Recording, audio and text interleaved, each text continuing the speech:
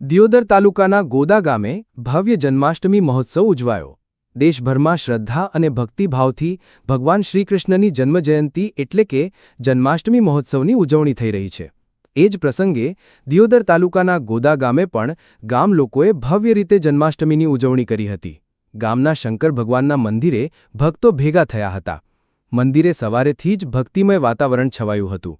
ભક્તોએ ભજન કીર્તન દ્વારા ભગવાનનું ગાન કર્યું અને આધ્યાત્મિક માહોલમાં સૌને આનંદની અનુભૂતિ કરાવી. જન્માષ્ટમીના નિમિત્તે ગામની બહેનો અને દીકરીઓએ વહેલી સવારે દેશી ઢોલના તાલે પરંપરાગત ગરબા અને રાસ રમ્યા હતા.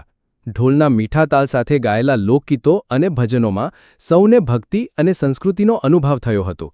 ગામ લોકોએ જણાવ્યું હતું કે દર વર્ષે આવો મહોત્સવ યોજાય છે, જે ગામની એકતા અને ભક્તિભાવને વધુ મજબૂત બનાવે છે. અહેવાલ વી.કે. ડાભાની.